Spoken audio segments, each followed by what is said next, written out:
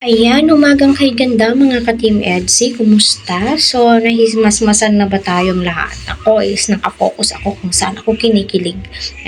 True behind the scene, grabe yung saya na ipinagkakaloob or ibinibigay po nila sa atin. So, kahit na anong gawin po natin, pamimiga, although hindi naman po pamimiga, kasi nga, halatang halata naman po, kahit hindi po nila sabihin bilang isang babae, is ramdam po natin na may something na sa kanilang dalawa.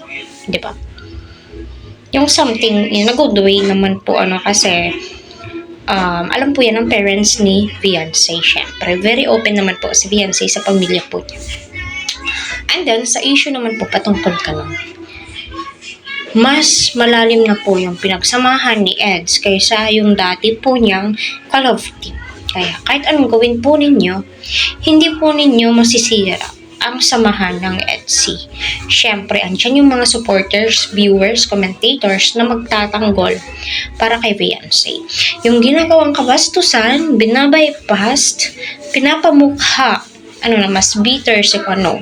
Kahit nasabihin natin maganda siya, si Miss E, pero tignan po natin yung kaloob-looban is panalong-panalo po si Beyonce. Napakabusilak ng puso ng batang to. Kaya, deserve po niya ng isang lalaki. Handa din po siyang ipagtanggol. Which is nakikita naman po natin kay Edo. Ika nga ni Eds, di baling i-bash po niyo ako, di baling hindi po ninyo panoorin yung mga video ko, basta suportahan niyo po ang Edsy. Kumbaga, suportahan po natin si Beyonce, which is nakikita naman po natin, yes, 100% sinusuportahan po natin.